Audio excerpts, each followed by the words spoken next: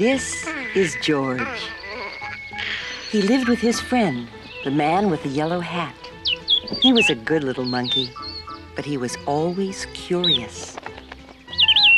Today, George was curious about the big box on the man's desk. What could be in it? He simply had to open it.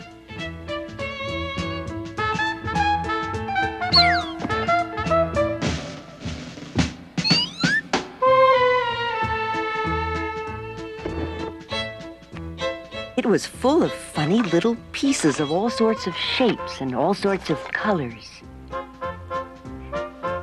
It looked like a piece of candy.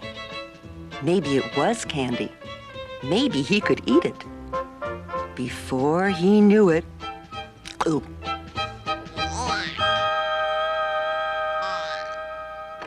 A while later, the man with the yellow hat came home.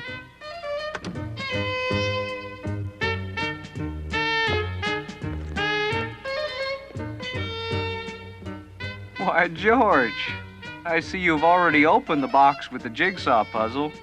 It was supposed to be a surprise for you. Well, let's get to work on it.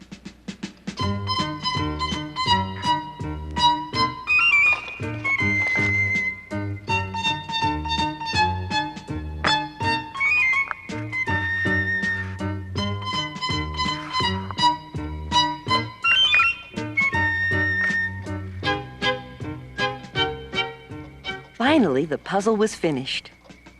Well, almost finished. One piece was missing. The man looked for it everywhere. That's strange. It's a brand new puzzle. Well, it can't be helped. Maybe we'll find it in the morning. Let's go to bed now, George.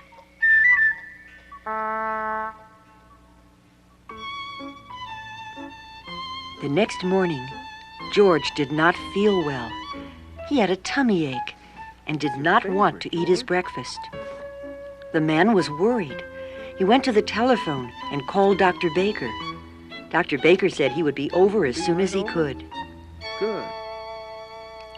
First, Dr. Baker looked down George's throat. Then he felt his tummy. Then he took out his stethoscope and listened. I'm not sure what's wrong. You'd better take George to the hospital and have an x-ray taken.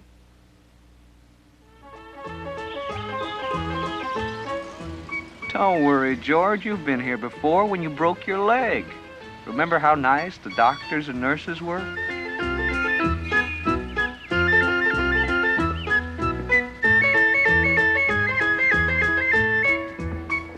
A nurse took them to a room where she gave George something to drink that looked white and tasted sweet. It's called barium, George. It helps the doctors tell what's wrong with you.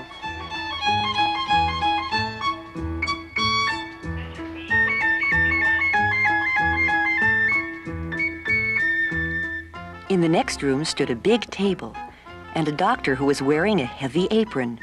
He gave one just like it to the man. George was curious. Would he get one too? No, he didn't. You get on the table, George. I'm going to take some X-ray pictures of your insides.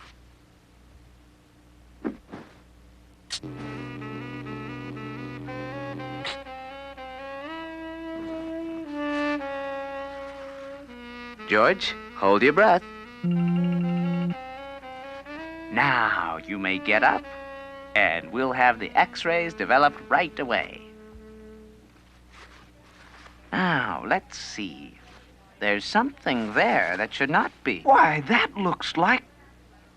I think that must be the piece that was missing in our jigsaw puzzle. Well, well, well. At least we know now what's wrong with our little patient. George will have to stay at the hospital for a few days. They'll put a tube down his throat to get the piece out. It's only a small operation. I'll call a nurse and have her take you to the admitting office.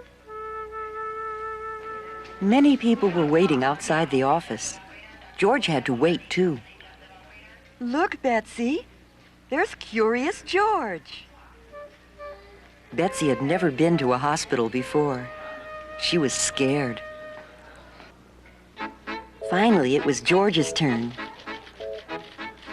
A nurse wrote down a lot of things about George, his name and address, and what was wrong with him.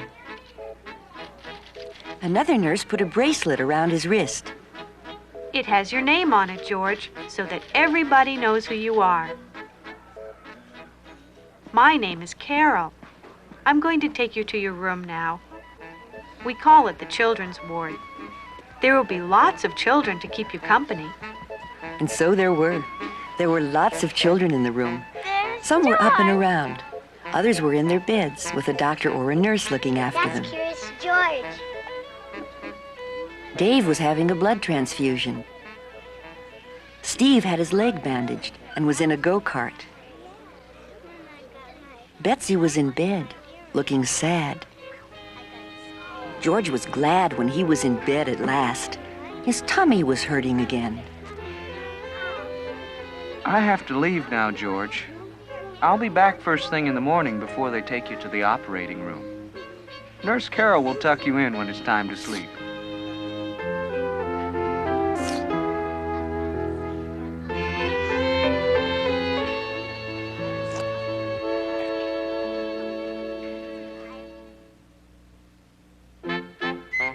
As he promised, the man was back early next morning. The nurses were keeping George very busy. One nurse was taking his temperature and feeling his pulse. One nurse brought him a pill, This is to make you sleepy, George. and another was getting ready to give him a shot. It's going to hurt, George, but only for a moment. But the needle hasn't touched you yet.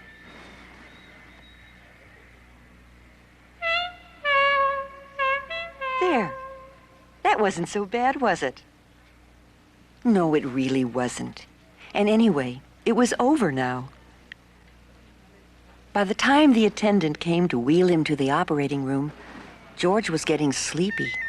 He tried hard to stay awake because he was curious to see what would happen next. In the operating room, there was a big table with bright lamps over it, and doctors and nurses all around. They had caps on their heads and masks over their faces. Only their eyes were showing. Dr. Baker was there. He looked funny with his mask on. Don't worry. Everything And will be soon fine. George was fast asleep.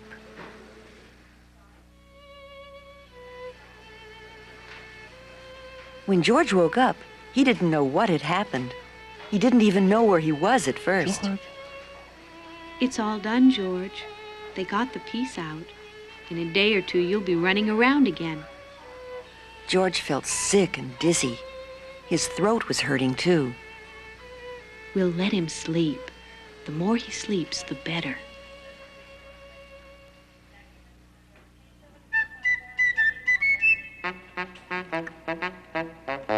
The next morning, George felt better. Dr. Baker came to see him, and of course, the man came too. Betsy was watching him from time to time. She seemed a little less sad, but she still didn't smile. Tomorrow I can get up and try to walk. Boy, I can hardly wait.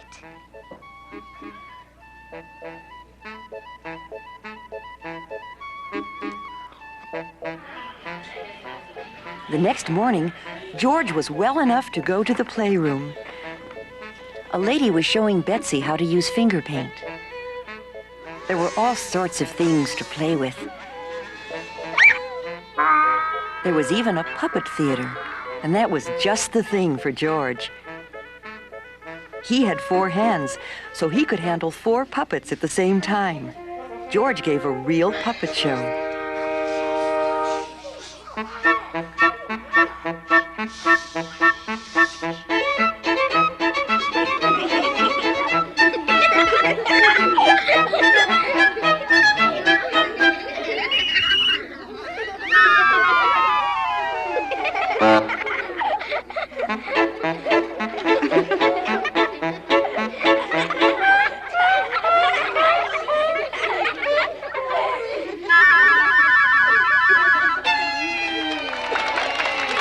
The children laughed and shouted, and even Betsy, for the first time, smiled a little.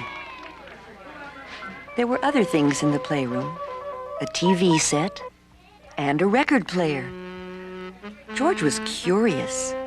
If he climbed on the record player and turned the switch, would it go round and round like a real merry-go-round?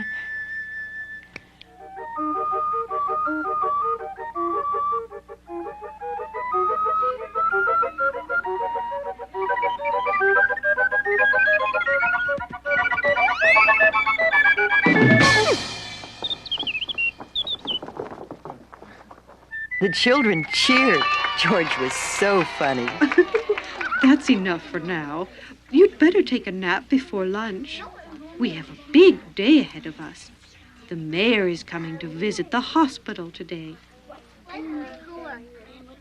And later on, you'll be going home, George. When George woke up from his nap, Steve was just taking his first steps.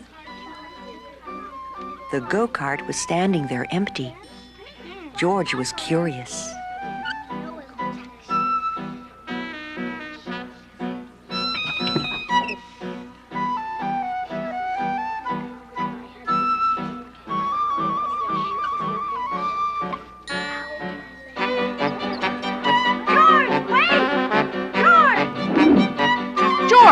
Stop this instant! George! Look out! Hey, George! George! George! George! George!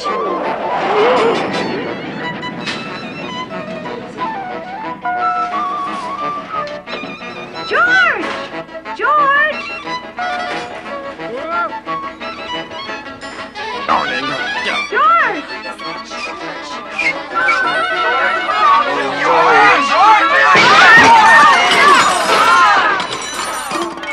He landed right in the mayor's arms. What a mess it was. George broke all my dishes. And he broke the go-kart, too. What will the mayor think? Suddenly, everybody looked up and listened. From above came happy laughter, and there stood Betsy. Then the children joined in, and a couple of others. The mayor started laughing, and finally everybody just laughed and laughed.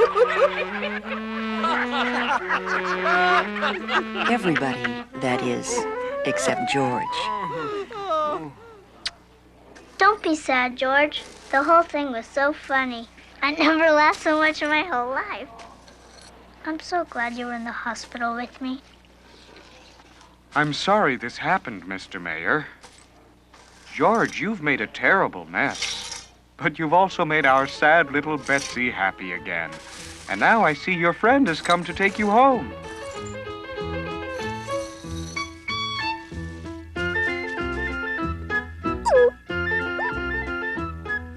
Goodbye, George, and take good care of yourself.